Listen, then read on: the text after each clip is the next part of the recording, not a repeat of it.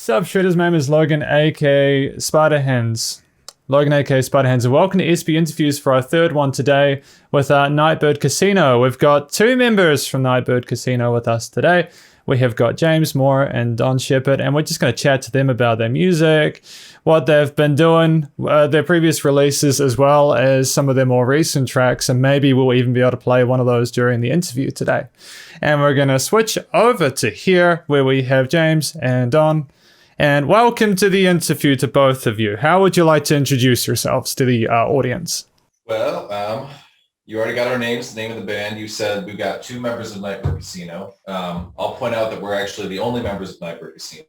We are a two-person group. Like you said, I'm James Moore. This is Don Shephard. We are Nightbird Casino when we make music together. I'd sit here and rattle off our roles, but we both pretty much play everything depending on what's needed for the song. But yeah, we're based in Southern Oregon / Northern California right now, and we've been together for about 4 years now, 4 or 5 years. 4 years. 4 years. Yeah, because since 2017, because you released an EP in 2018, didn't you? Called, was it Everything Has Happened Before? Am I correct? Yes. So we met in 2016, I think, and then we recorded that 2017 and then released it 18. Yeah. I think, right? Yeah. I think so. It was like January so just every year that came out. Mm-hmm. Early 2018 we released it, so yeah.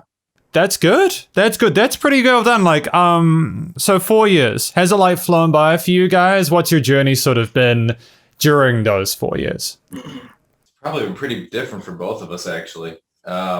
We did meet, like you said, we were in another band together in 2016. We started writing music together in 2017. We put the EP out January of the following year, and then shortly thereafter, my day job had me move to Texas, and then Don moved up. We were playing together in the LA area at this time, and then Don moved up to the Bay Area. I moved out to Texas, and we really didn't have any interaction at all for like a year and a half while I was out there. We were both just off doing our own thing. I don't really know if we thought anything was going to happen with the band again at that point. So it's been a crazy couple of years. I was definitely doing another thing. I was like, okay, we'll do that maybe, but I didn't think I would do it, and we did it. And Logan, right? Did you guys introduce before? Yeah. So my question for you is, you sound like you're from London, but you're from New Zealand, right? That's right. Have you seen The Lord of the Rings? I have. I loved it. I don't have the patience for the director's cut, but I have just watched the normal ones, and they're pretty dope. What about you guys? I was just watching the director cut of the first one, last couple of days, and I think it's way too long for sure. Not as good as cinematic movie, but I love it. I love it. But the fucking it doesn't work if in theaters it's too long. It was 4 hours. So anyway, but you probably get more annoyed by it than anything because of all the shit, all of the Hobbit and tourism shit. And I get it. It's a lot. It's okay. Actually, you'd be surprised at how much I'm thankful for it, because I don't really think that anybody would have heard of New Zealand if it wasn't one of the Lord of the Rings movies. Right. Totally. We have this. That's good. Yeah, I mean, we have the city we call Wellington, and that's where a lot of this stuff was filmed. Weta Workshops, I believe, is Wellington. They did a lot of the animation for that, which allowed them to do a lot of animation for other sort of films as well around the world. About my accent, just real quick, that's the first time I've ever had someone tell me I've got a British accent. Usually it's American or Irish, or I've had people say it's South African, and I don't know where that comes from. I was just kind of that's a Paul Rudd line in a movie. He says you sound like you're from London to Russell Brand. So, but obviously it's not this. Obviously New Zealand is so much better, actually, so much richer and of the wilderness. So good for you. Thank you very much. Yeah. That's awesome. I really appreciate that, because in New Zealand, things are pretty chill for us at the moment. How are things for you guys where you are at the moment in terms of what's been happening, It seems like it's getting slightly more chill. over the last couple of months, I guess. I know we've been, I don't know. It's been a crazy year in this country, 2020, and I feel like there's been, as far as COVID goes, we're seeing a sort of a downslope in the number of cases. So I feel like things are starting to sort of go back to normal. Although, I mean, speaking for myself, I don't really leave the house much anyway, so it doesn't really make a whole lot of difference to me. Oh, fair enough. Like, I'm sure there are some people who are probably more used to being indoors than, others. And I guess for you guys as musicians, right? And I'm sure you guys have gotten asked this question plenty of times from other interviewers, because it's just, have you guys been able to sort of reach out and do any sort of shows at all? Like, have you been live streaming shows, or it's sort of been more of a recording focus for the last while? Only recording, really. Nothing but recording. Yeah. Where we are, there's really no opportunities to play out at this point anyway, which has kind of worked out for us because, like I said, we're the only 2 members of the band.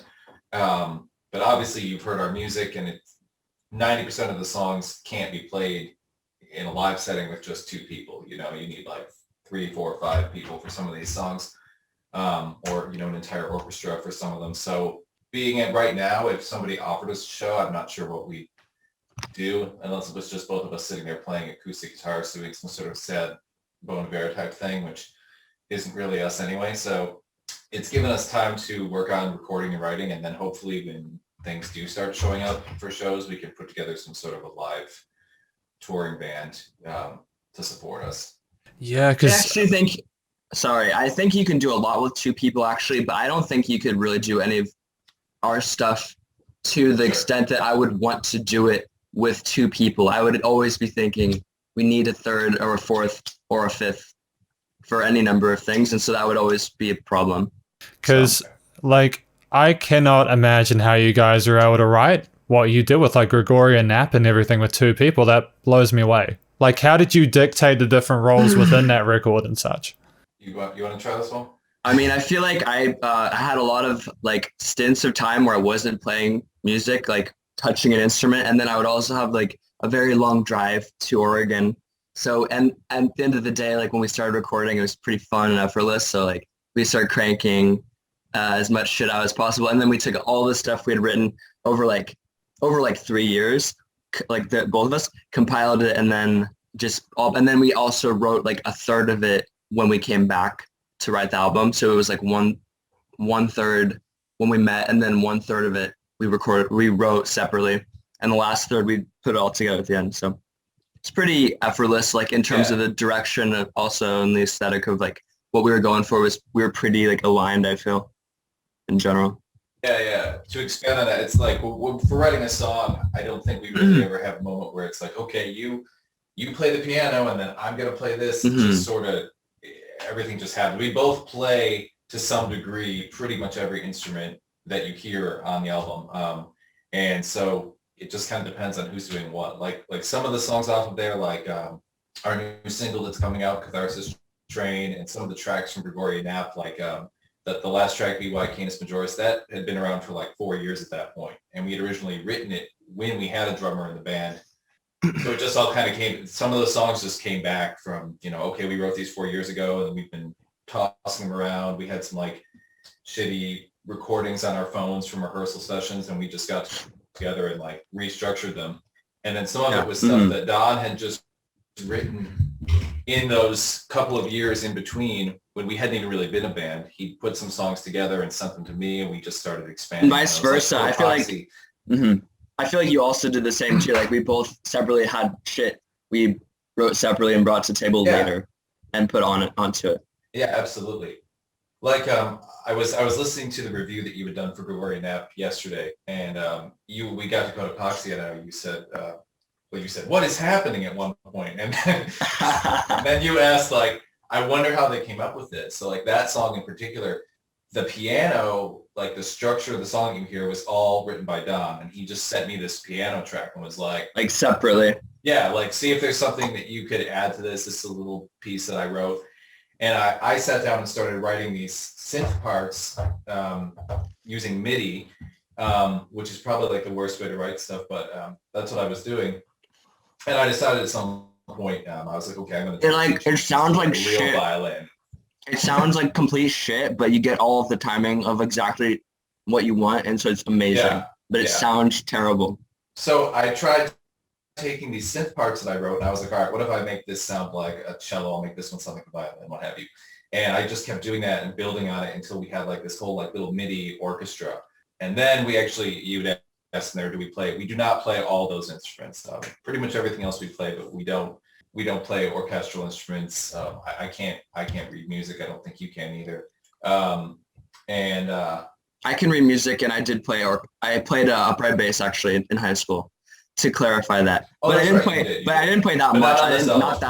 Not that thoroughly. Like the people that played on this album, on both those tracks, on the track Gregorian Nap and on Coda Pax, are just like top quality, top notch. So yeah, just no, they're really some of the best. They're really great to work with them. And they were from. The internet's an amazing thing. So even in the middle of this pandemic, we were able to hire basically this virtual orchestra using session musicians from all over the world. So like we had someone who played in some Romanian symphony orchestra, somebody from like the Florence Symphony Orchestra did the French horns for a couple of different tracks. So yeah, I'm going on rambling about this, but sorry, back to you. No, it's great. Honestly, I think that when I'm talking to people, I want to be listening. Because this isn't an interview about me. This is about you guys. So you guys keep going. It's good. Because your name, Spider, it reminds me of Salad Fingers. Did you ever watch that growing up as a kid? I'm like, Spider Hands, Salad Fingers. Wow. Yeah. You've seen it. Yeah. Legitimately one of the most uncomfortable experiences of my like being a teenager was coming across that and thinking, where were they when they made this? What state? Because you wouldn't you kind of wouldn't want them. Exactly. It's timeless. It's a timeless video. It's terrifying. Just thinking on that, right? How much time has passed since then and how music has changed since then. You guys, right? You guys are fully self-produced, aren't you? Yeah, this is we did have Gregorian Nap was mastered by I feel terrible. I can't remember the guy's name, Mark something. If you buy the album, it's listed on the back credits, so I did credit it. So that being said, it was mastered Mark, by I got it. Everything else. Yeah, I feel like we should definitely say his name. Yeah, he's great, man. Mark Felish. Yes. Felish, okay, cool. So he did the mixing or the mastering, but everything else was entirely us. And we were really like learning as we went. The EP was recorded and produced by somebody else. And so this was our first time, like we thought, instead of going into a studio, which isn't really an option, we'll just build a studio in my house, which I'm sitting in right now. And we'll just learn to record, learn to produce, learn to mix, and we just kind of put it together as we went. So yeah, everything except for that last round of mastering was done entirely by us. Oh my goodness. Because like, just thinking on the fact you've been talking about having access to all these musicians online and then being able to get a hold of this technology, which, I mean, I don't know if this would have been doable even 10 years ago. Yeah. How much has music changed for you guys since you started out individually? I'm assuming you guys were doing music before you met, so... Yeah. I don't know. I feel like every experience in a band I've had has been like, everyone has been very different. So I can't say like any particular like fundamental thing has changed. Like I don't think it would have been ridiculous to have done this maybe 5-10 years ago, but definitely when I was like 10, 11, you couldn't have done it. Like in like 2005, you could not have done this, but maybe 2010, you could have played around with like some of the stuff, but because I mean, no, go ahead. Oh, I was just gonna say because I got my diploma in audio engineering and music production in 2010, and the plugins alone were clunky as heck back then, man. The MIDI drums. Have you guys played with the old versions of MIDI drums and stuff? Because you mentioned that you didn't have you guys haven't had too much fun with the MIDI stuff, have you? Is that? Well, MIDI's been handy for us. I don't like how it sounds, obviously, but it's not anything that we've actually used on any albums. But that's how we actually structured the drums initially. because it's the one thing that we don't have in our studios for whatever reason. We don't have a drum kit, which if I were to like turn the camera around, this is actually a pretty small room. So I don't think we would really have room for it at this point. So for the drums, what we generally have done, we've used a couple of old drum machines. There's a Roland CR78 and a TR909 on a couple of our tracks. But for like the real drums, so to speak, we'll usually build them with MIDI, like literally sitting there, like, you know, punching out one note at a time to build these beats, which sounds pretty awful. But then we actually have used either we'll record it ourselves or we'll send it to, there's this session drummer named Glenn Whalen in Wales, and that has done most of the drums for our albums. So we'll send him these horrible MIDI tracks that we've made and be like, can you make this sound passable? And then he'll send that back and we'll mix it in. Yeah.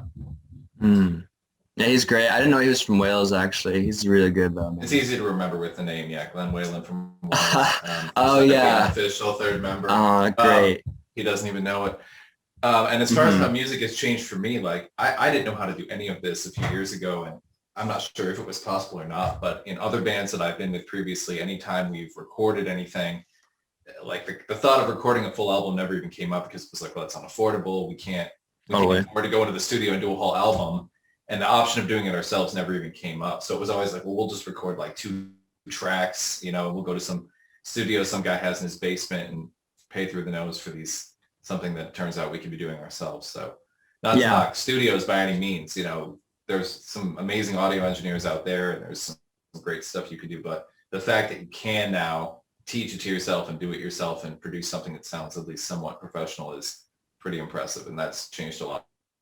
Yeah, and to add on to that, after we played together, I actually did record with some like couple individual in studios, like individual producers, and like I have so much respect and an appreciation for all the quality of the time and like the quality of the content they were able to make that I could never have done before. And to this day, I don't do particularly like that much of the production except for mixing. In terms of setting up the gain staging and all of the really the things that are going to make it a quality track, I don't have as much knowledge in.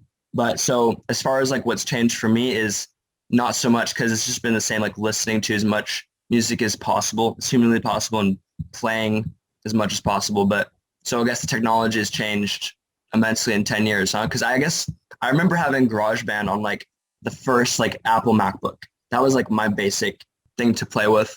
And after that, it's kind of a blur. I don't really know much about the DAW workstation. So I don't know. What do you guys think about that one?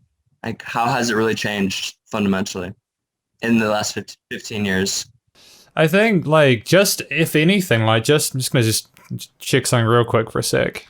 It's the portability of equipment. Like, I've got like 3 different like 16 to 20 input mixing discs that I have, and I've also got one from the 80s. This old Ross Systems is a probably really crappy one from the 80s, and it's huge and bulky, right? But like the equipment nowadays that you can record like 16 tracks, like an entire record on at a time, is like this big. And you can plug it into your computer. It's insane. Like, just because for you guys recording in a room like that where you would be unsure if you could fit a drum kit in, right? Right.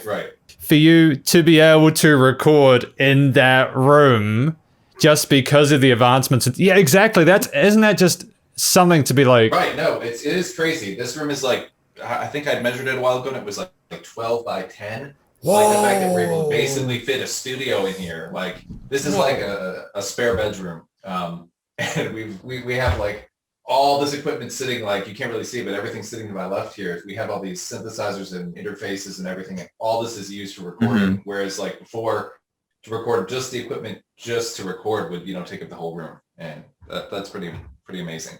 Wow. You know what's crazy, man? I thought of this thing, like I feel like how outside of that window, all those trees are also kind of bending over to, I feel like maybe that helps with the insulation. Maybe psychologically there's trees like all surrounding it, and it's just beautiful, man. And there's these 2 doggies, that are always there for us in the whole process. They were there the whole time. You probably can see pictures of them, and they really guided us emotionally. they're actually banned from the studio this week. One of them came in and ate half the cables on the pedal board. Forgot to tell you that. I think they were like vomiting on the pedals and they're like eating all the cables too. I mean, maybe the cat was. That's the cat. That's the cat. We have a lot of animals in this house, so. Anyway. You gotta set some ground rules, but other than that, they're a good influence. Or they'll eat all your shit, all your equipment.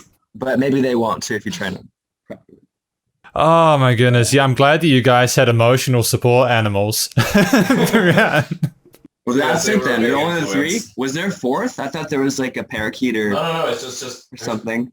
There's no parakeet. Okay. There's 2 dogs and a cat. I don't know where he's coming up with this. Oh parakeet. no, there's this big outdoors and there's just these birds all over the place too. Yeah, I do. All kinds of crazy birds. No, it's very nice. I live in like rural Oregon, so we're like out here in this mountain valley and surrounded by forests and everything. So yeah, it's a nice idyllic setting to be recording into. That does sound like a really good situation to be creative in. You know, I like to have that sort of, to have that serenity, to be able to just concentrate on your music. Because you guys have probably talked about this before, but you guys were together recording during that pandemic, right? At that time, Yes. like you were kind of locked in doing that. Yeah, from April, like, April on, basically. Yeah, like right when March, the pandemic April. had, I don't want to say started, but right when everything had started to go to shit, so to speak. Don came up here and we started working, and then it was like, well, we can't really go anywhere anyway.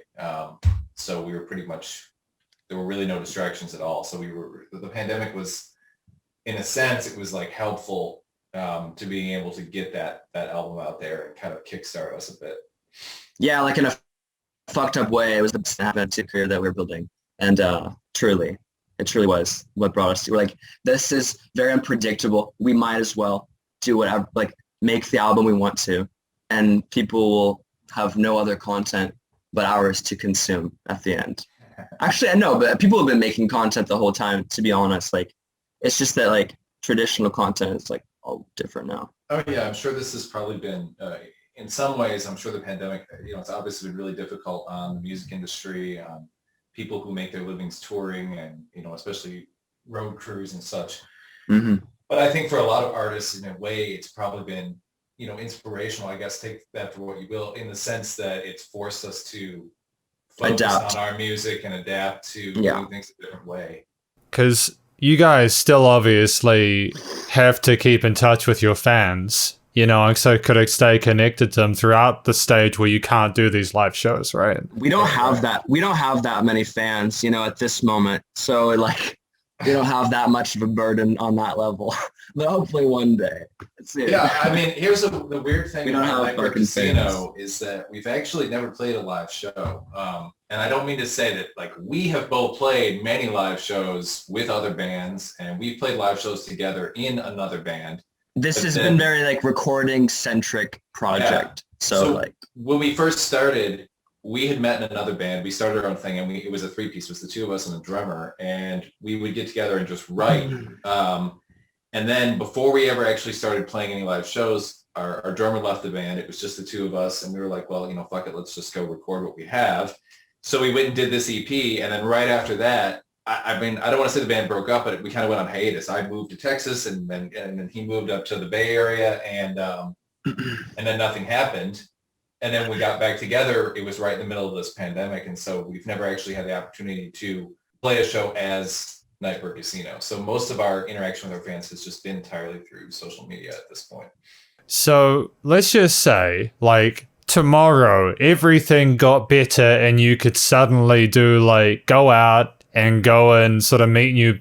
What's your plan for when you guys do when things do sort of get sorted out? Like, what's the plan for that? Yeah, start playing shows and sell our albums. But my first thing would be to just do that, if only to sell our albums, have like a venue. I mean, honestly, like I want to have a place like get our music out there, and of course playing shows are like a good feeling to do. But I don't want to play I'm not trying to go out and play dozens and dozens of shows. I don't want that, because you get projected into that kind of thing. Would you want to do that? Like, no, I don't think so. It's not. That's where all the stories come from, is like these overworked musicians. So we'll take it slow, and record. You know what I mean? Yeah, I think it's nice that nowadays you don't have to necessarily spend your life on the road touring as a musician anymore, because of the way the internet, for all its flaws, allows us to build that fan base and get our music out there without needing to like be touring 10 months out of the year. And I love playing shows, like playing a live show, in the right setting, like is amazing. The it's best. A great experience. It's the best. Yeah. It's there the really best. isn't anything better than that. But it's also very draining on you as a person, and having to do that constantly, being on the road and away from your home and your family and everything it's tough. And the fact that we may have that option to just do it like a couple months out of the year. But I guess to answer your question, the first thing we would do is we need to find some sort of like touring members of the band. You need at least someone on drums, and probably another person to cover the synth and all the multiple guitar parts and everything. So I think once we got those people together, then we'd start maybe going on small tours, maybe a month out of the year, and hit like the West Coast or the East Coast, just little bits, instead of doing some giant world tour that's taking up all of our time. Yeah, because you guys are absolutely right. That it is a shame to hear stories about musicians who focus just on that touring aspect as a way of building themselves, and they do become exhausted. I completely understand. So how do you feel like changes in technology have helped you guys to, reach people? Like, how have you guys sort of done that sort of side of things? We have an Instagram, so it allows us to connect with the people on Instagram and all that stuff. But, I would personally rather do it organically, like on the street, like have a place to play live, like live shows. Ideally, it's like you want the best of, like, you don't want it to be like back in the day we have to tour constantly, but at the same time, I want to just have the live venue aspect. That's all you could ask for. And the internet, like, you can take it or leave it, but we're going to use it, obviously. But that's how I feel about it.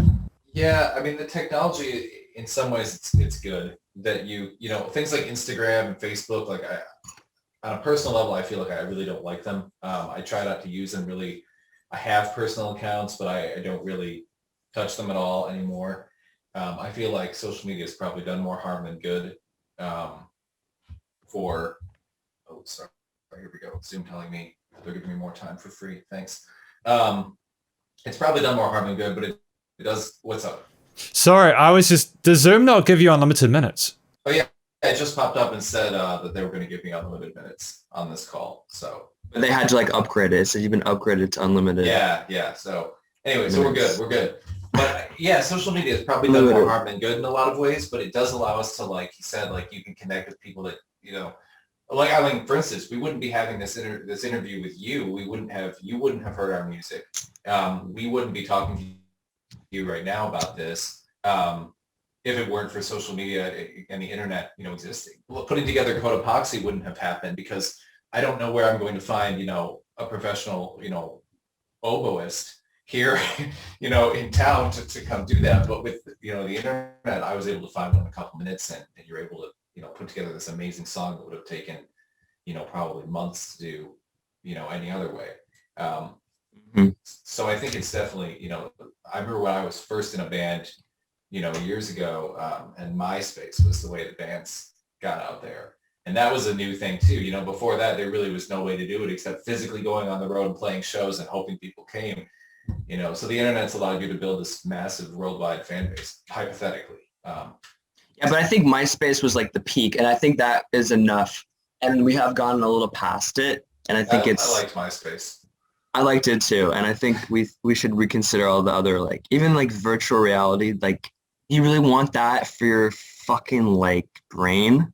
Do you want that life? I don't want that in my mind. What I want is to play our shows in nature with electrical outlets. So you have that degree of technology and a mixing board. But the rest, you don't give that. I don't want this.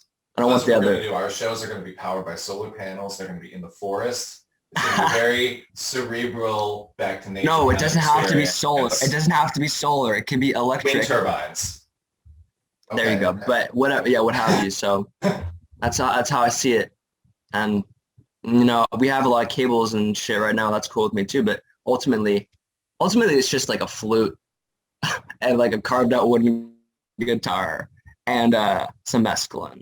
Hey, mescaline, always a very important part of the experience, Only going That's off the just poster in your mescaline and a background. wooden flute out in the forest. I've never actually taken mescaline, but I'm just saying that sound ideally in terms of playing music, that's what to me would.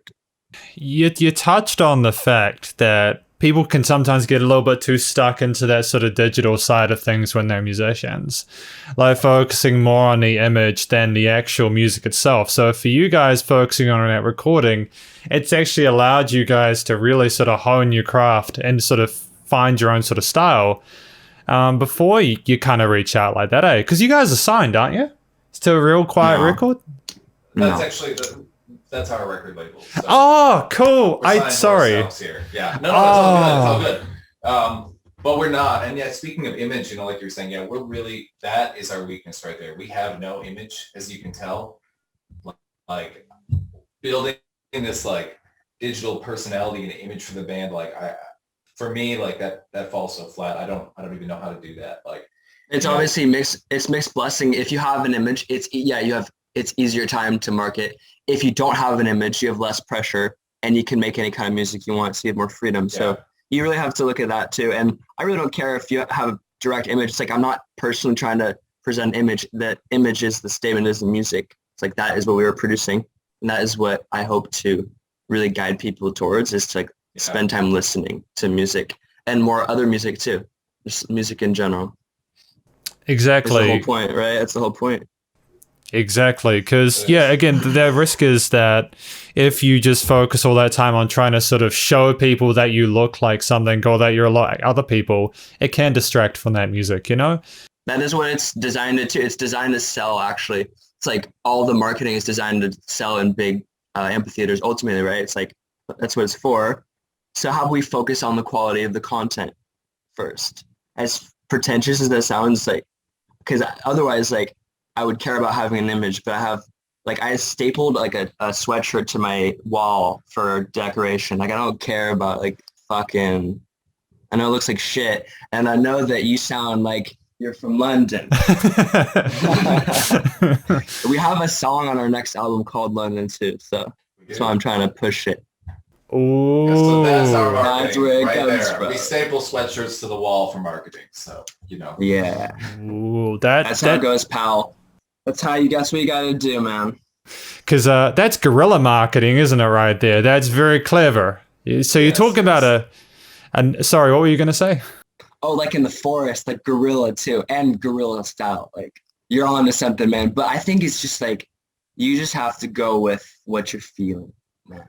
Because you guys mentioned another record, right? Is that it? Yeah. Did I hear that correctly? Another record that's upcoming? Yeah, Yes. real quiet one. Real quiet. Yeah, so we have do we want to say the name of the new album? I mean, it's pretty much I think it's time, man. And I don't think it's actually that quiet of a record, to be honest. Our label is called Real Quiet Records, but the record is like moderately loud, and it's called Russian Carpet. Yes, Russian Carpet. So coming. This is another full LP we have. It should be, I think we settled on about 13 tracks at this point. So that'll 13. Sometime like late summer that'll be coming out. Mm-hmm. So at this point, we're still in the little bit left to record. Probably a whole lot of mixing to do, but that's where we're at. And we do have one single so far that's coming out actually next Friday the 26th, called Catharsis Train, and then a couple other singles lined up after that. And speaking of Catharsis Train, I'm just going to take a pause. So I remember to edit this in the video. Because basically, this is a 4-minute long single. How would you describe Catharsis Train?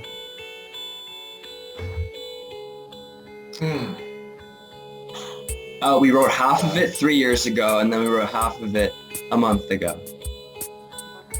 Yes. So literally, the song, literally.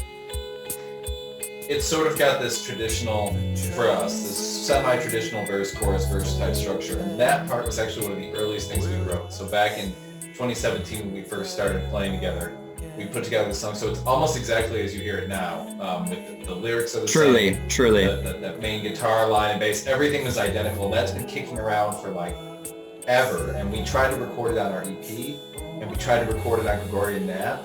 And both times we just couldn't figure out how to end it. It just wasn't coming together. And then about a month ago, very demo-ish. we were recording for Russian Carpet. Yeah. yeah, we would kind of get to this point in the song and then be like, I don't know where to go with this, and then we just end it. Next, And tossed so we it out. decided, let's throw this. Yeah, we just never finished it for anything. So about a month ago, when we were working on Russian Carpet, we were like, let's try doing like some sort of little guitar solo at the end. So like that end of the song, the main part of that was done in like one live recorded take, and then we just added on to that, and it all just kind of fell together. I mean, other than that, I would describe it as like, it's probably about the most accessible, like, alternative rock song I think we've done. It's still got a little bit of that Nightbird Casino weirdness, but it's pretty straightforward. Totally, man. I love the reverb on your vocals and the layers you put in there. I was really taken by how relaxed and chilled out the vibe of it was, and that instrumental section at the end is pretty solid. Like, was that improvised, or did you write that, or how did it go with that last part especially? It was we wrote it, but it felt like it was improvised. It was like we kind of like did a little piece and like, oh, let's do that, and then like that's it, and we just did it. So it was like improvised. It came together pretty fast. Yeah. I mean, like that main. I mean, it's at its core, it's just 4 chords. So we kind of messed around finding the right 4 chords for a little bit, and we were like, okay, we've got that. We recorded it, and then I just started layering different guitar bits over it. It's really just a lot of pedals. A lot of pedals, man.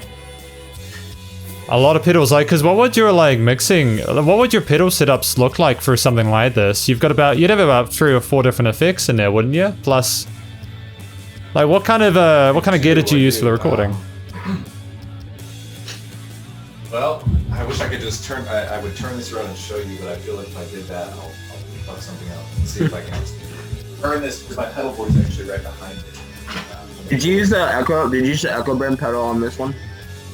No, I didn't.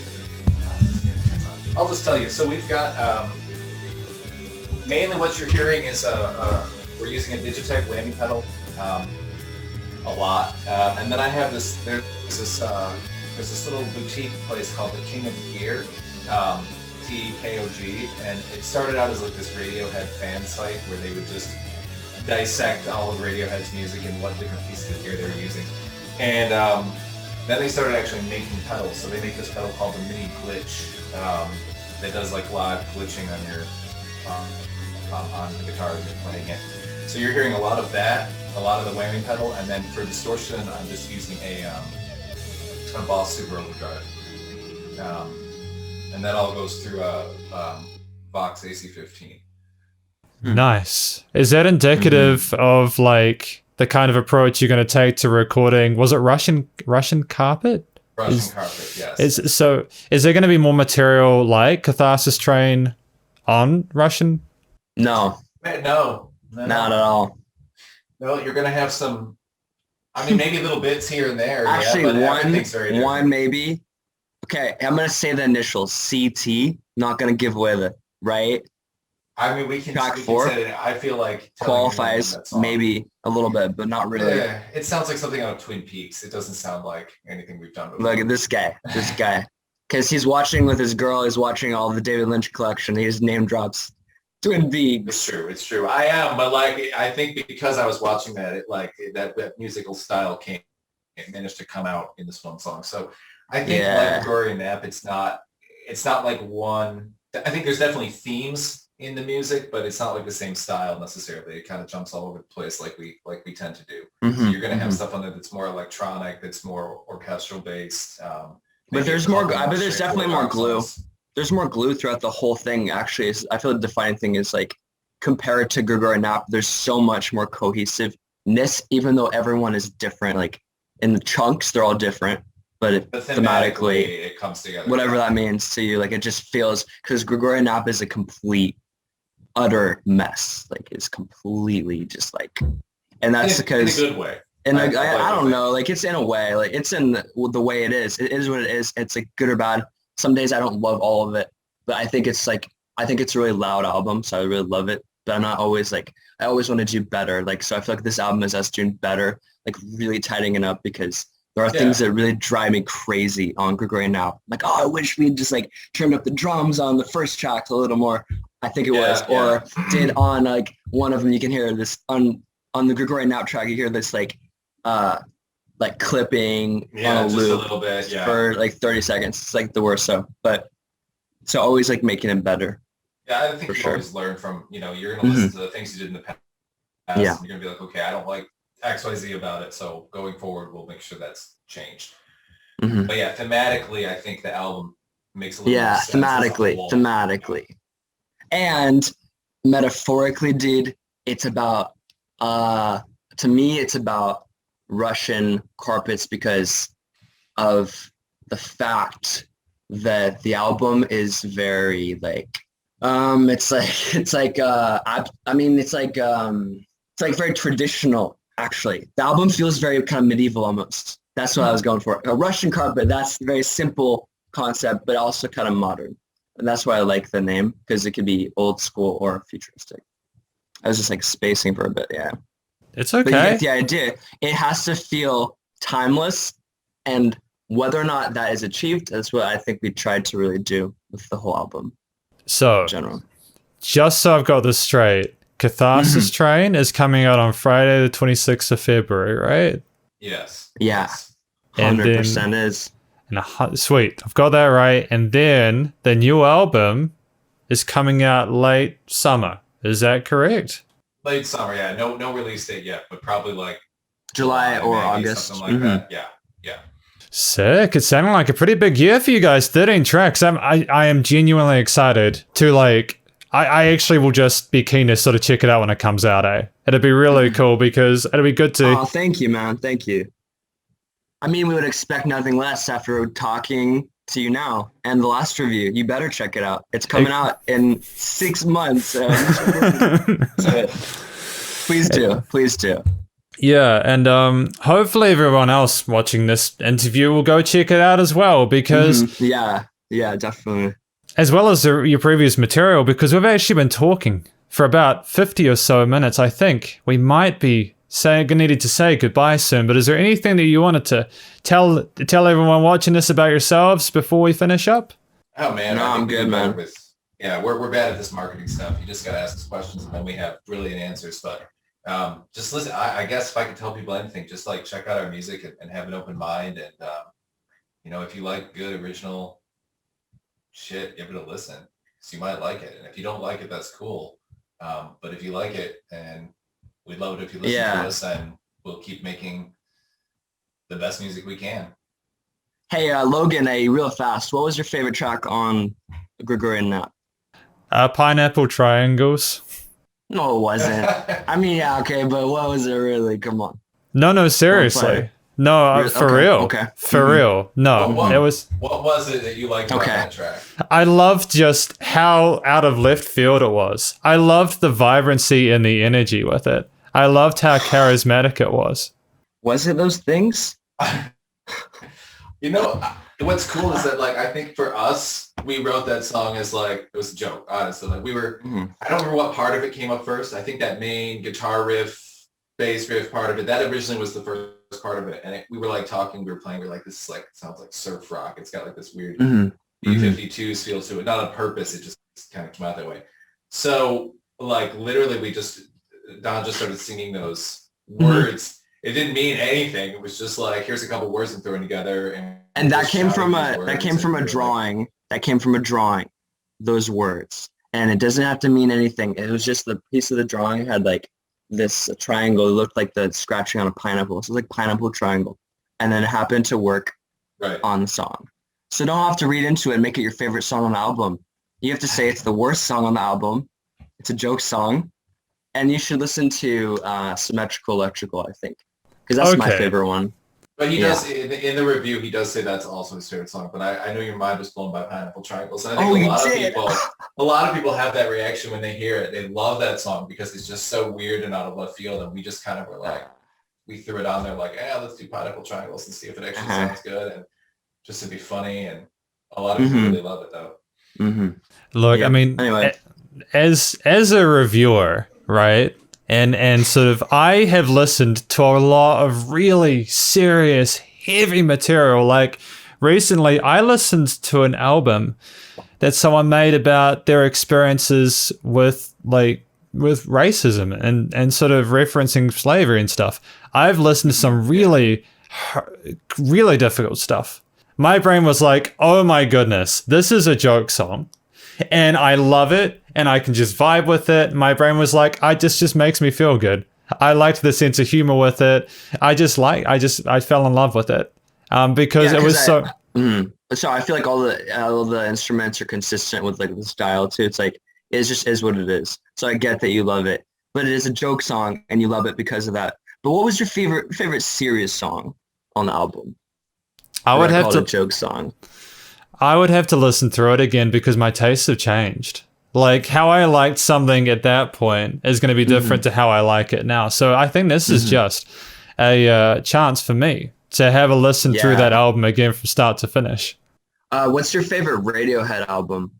Out of curiosity. I don't really listen to Radiohead, and I know I know I'm just going to get told to go away and don't never come back. But no, you're fine.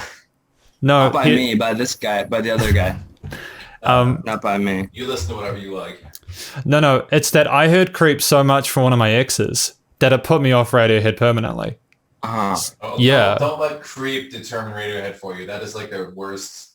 That's not their worst album. Don't even listen to that album. Just jump into like Kid A and go from there. So that's my advice on that. Yeah. But honestly, it's whatever you feel like. Just like with our album, like if the album makes you feel something, then I feel like we've succeeded.